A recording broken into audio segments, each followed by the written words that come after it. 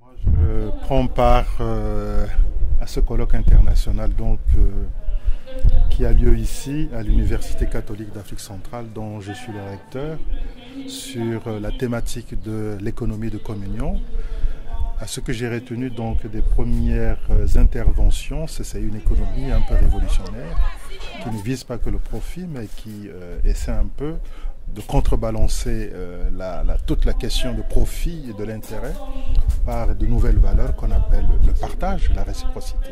Voilà, tout tourne autour de cette question. Comment sortir de la question du profit pour que le monde puisse également tenir compte de toutes les personnes qui vivent en marge de l'économie du profit à travers la solidarité, le partage, la réciprocité.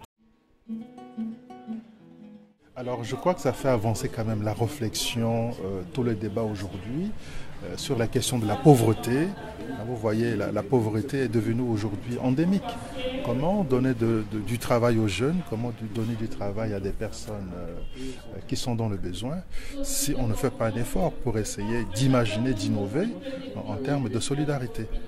Il n'y a pas que le profit dans le monde, mais il faut aussi que ce profit puisse également aussi permettre à certaines personnes de trouver leur compte dans le monde qui évolue. Alors l'impact d'un colloque comme celui-ci, c'est de faire avancer d'abord le débat.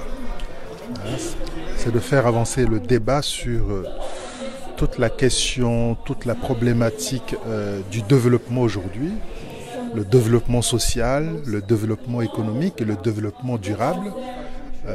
Comment développer un pays, développer une société pour que tout le monde soit pris en compte, que tout le monde trouve son compte dans ce développement. Parce que si le développement est l'affaire simplement d'une élite, c'est l'affaire d'une minorité, et ça pose problème. Alors je pense que la problématique de l'économie de communion remet au cœur du débat aujourd'hui comment développer, comment initier un développement, comment initier une économie qui ne laisse personne en marge du développement, en marge du progrès. Voilà. Donc c'est quand même une thématique assez révolutionnaire parce que vous allez bousculer tous les dogmes de questions de profit qui aujourd'hui profitent aux multinationales, profitent aux grands groupes qui aujourd'hui accumulent des richesses et qui ces richesses ne sont pas redistribuées pour que les plus pauvres, les petits puissent en profiter et également trouver leur compte dans le développement et la marche de ce monde. L'économie de communion va à l'encontre de la corruption parce que la corruption déjà touche à la question de l'appropriation pour un intérêt personnel.